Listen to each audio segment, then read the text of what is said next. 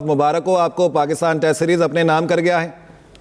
जी, बहुत बड़ी फतह है ये। सारे पाकिस्तान को मुबारक हो। बड़े अरसे से हम लोग तरसे हुए थे, आप समझे, क्रिकेट में कि कोई अच्छी फतह मिले जिस पर हम लोग खुश हों और मिलकर जश्न मनाएं। तो ये एक मौका आ गया है पाकिस्तान का और बहुत बड़ी बात है ये कि पहले टेस्ट में 500 से ज्यादा रन करके हारने के बाद ऐसा कमबैक करेंगे। अगले दोनों मैचेस जीते हैं। तो ये आप देखें इसमें किया क्या है, ये बेसिक कुछ तब्दीलियां लाई गई जो सब कर सकते थे लेकिन कोई कर नहीं रहा था। एक अपनी मर्जी की स्पिन पिचेस बनाई। नंबर 2, जो आपकी स्ट्रेंथ है स्पिनर्स उनको लेकर आए। उमर को आपने नजरअंदाज किया, जो एक फजूल बात है। जो अच्छा खेल रहा है उसकी एज को छोड़ के उसको खिलाना चाहिए। दूसरी चीज फिटनेस, वो वाली फिटनेस, ओलंपिक वाली फिटनेस को आपने नजरअंदाज किया। बेसिक क्रिकेटिंग फिटनेस अगर है तो खिलाओ। तो वो चीजें जो थी वो हमारे काम कर गई और फतह पाकिस्तान ने हासिल की। ये बहुत जरूरी थी, यकीन माने, पाकिस्तान क्रिकेट के लिए, क्योंकि बहुत नीचे हमारी क्रिकेट जा रही थी और लोगों को बड़ी तशवीश हो रही थी कि यार हॉकी वाला कहीं हाल ना हो जाए। ऐसे में ये कामयाबी जो मिली है इससे बहुत क्रिकेट हमारी बूस्ट होगी। आप देखें पिंडी के मैच में क्राउड भी आ रहा था, लोग खुश थे क्योंकि हमने पिछला मैच जीता था।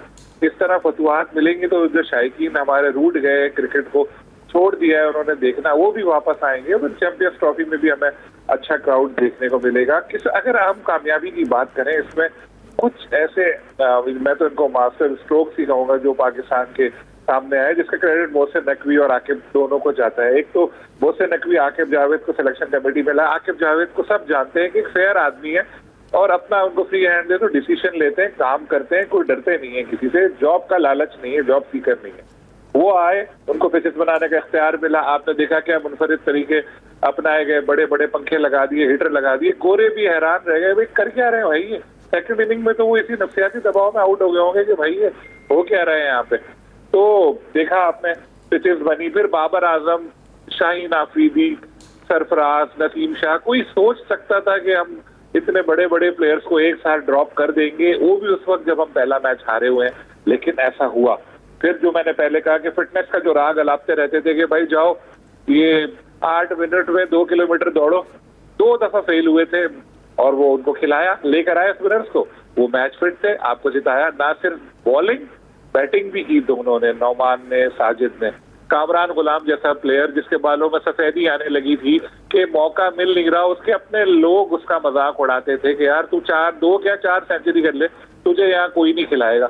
उस बंदे को लेकर आया, उसने डेब्यू भाई सेंचुरी कर दी। कहते थे पिंडी में स्पिन पिच नहीं बन सकती, रमीज राजा साहब वगैरह, ऑस्ट्रेलिया से मट्टी मंगवाई, पैसे मट्टी में मिला दिए वो सारे, लेकिन बनाई। नीयत होनी चाहिए, सब काम हो सकते हैं। नीयत शो की तो सारे काम हुए।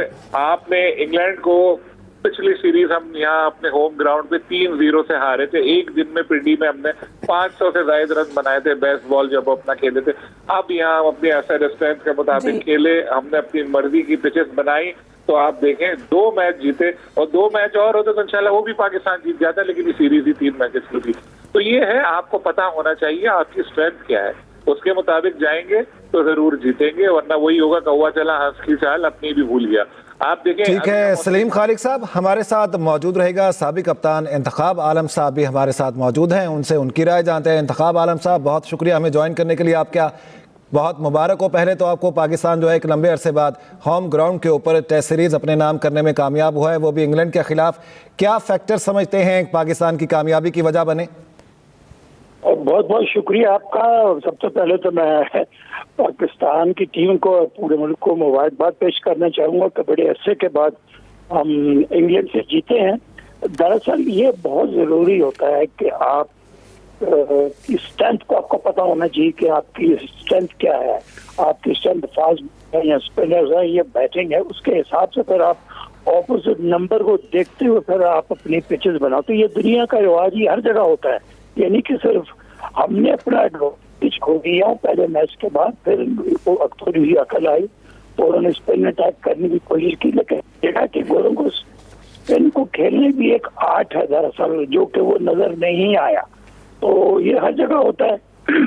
तो मैं तो बहुत दफा लिख भी और मैं कह भी चुका हूँ, दरअसल आई पर्सनली फील, ये मेरा अपना पॉइंट ऑफ व्यू है कि थ्रू आउट द वर्ल्ड आप जहाँ भी जाए वो try to make standardise pitches actually, जो कि सबके लिए कुछ थोड़ा बहुत उस होना चाहिए, तभी आप डिटरमाइन कर सकते हैं कि दुनिया की बेहतरीन कौन सी है। तो ये तो मैं कहना चाहता था बड़े अरसे के साथ, इस पर बोला भी, मैंने इस पर लिखा भी है दरअसल। और देखा जाए तो ये जो होम एडवांटेज है ये हर कंट्री देती है। अच्छा इंतखाब साहब, आप क्या कहेंगे, फिटनेस पे बड़ी बात होती है, तो क्या अगर ये कहा जाता है कि कुछ खिलाड़ी ऐसे हैं जो अगर फिटनेस के मयार पे पूरा नहीं भी उतरते और मैच जितवा रहे हैं तो उन्हें खिलवाएं, तो क्या फिटनेस लॉन्ग टर्म फायदा नहीं देती? नहीं, देखो मैं अब I am not a great believer, अगर आप 100% फिट नहीं है तो फिर खेलना नहीं चाहिए। लेकिन बाज़ वक्त इस तरह के इंसिडेंट हुए कि जो थोड़ा बहुत से 80% भी फिट है या 70% भी फिट है और इज अ मैच विनर, वहां पर आप चांस ले लेते हैं। ये पास में इस तरह की चीजें हुई हैं। सही। अच्छा इंतखाब साहब, क्या कहेंगे इस बार जो टीम में तब्दीली आई उसको खुशगवार तब्दीली कहेंगे? क्योंकि कौन कह सकता था कि इतने बड़े बड़े नाम अगर टीम से निकल जाएंगे और फिर मैच जीतेंगे और इतने जबरदस्त तरीके से जीतेंगे। दरअसल सेल्फ बिलीव की बात है। अगर आप हर लड़का एक अपने फुल पोटेंशियल पे खेलता है और उसको एक स्पेसिफिक रोल दिया जाए तो फिर बहुत बेहतरी आ जाती है। दरअसल ये कप्तान plays a very important role actually, coach भी होता है, कोच भी समझाता है। लेकिन ये कि मैं पिछले कई अरसे से ये चीज नोटिस कर रहा हूँ, अनफॉर्चुनेटली हमारे बच्चों में क्रिकेटिंग सेंस नहीं है इतनी जितनी होनी चाहिए। क्योंकि शॉर्ट सिलेक्शन का और स्कोर को देखते हुए आप करते हो, वो नजर नहीं आती है। इसमें तवज्जो होनी चाहिए, क्रिकेट की काफी बातें होनी चाहिए कोच की तरफ से, मैनेजमेंट की तरफ से, ताकि ये मसले मसाइल आपको पेश ना आए।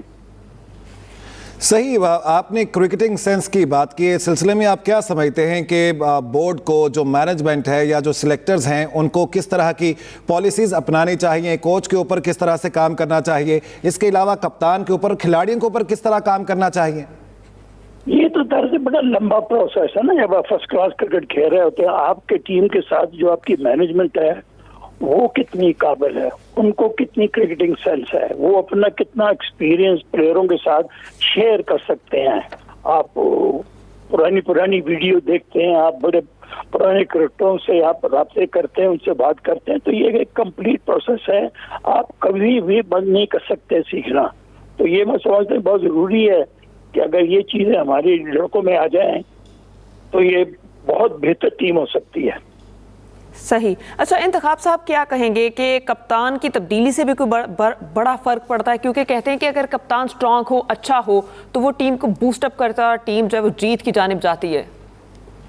नहीं, होना तो ऐसे ही। दरअसल हमारे यहाँ पर अनफॉर्चुनेटली ये चीज हुई नहीं। दरअसल आप पहले तो आप टीम सेलेक्ट करें, 11 लड़के कौन से सेलेक्ट होते हैं, उसमें से फिर आप एक कप्तान को ढूंढते हैं जिसको कोई एक्सपीरियंस हो और उसको इन चीजों का पता हो। ये कंप्लीट प्रोसेस। और आप समझते हैं कि किसी एक लड़के में, 11 में किसी में इस तरह की जीन्स हैं जो कि एक अच्छा बेहतर कप्तान बन सकता है, और फिर उसको आप ग्रूम कर सकते हो, आसा साथ लेके चलते हैं। Not all of a sudden कि आपने देखा कि ये बहुत अच्छा बॉलर है, ये बहुत अच्छा बैट्समैन है, इसको कप्तान बना दो। नहीं, ऐसा नहीं होता। आपको देखना पड़ता है, सोचना पड़ता है कि लड़के में कितनी सलाहियत है क्रिकेट को समझने की और बात करने की। जो वो बात करता है उसका टीम के प्लेस पे कितना असर पड़ता है। ये बहुत जरूरी चीजें हैं। ये लंबा प्रोसेस है जो कि ये क्या कहते हैं 7 साल में नहीं होता है, लंबे अरसे में जो आपको सही कप्तान मिलता है।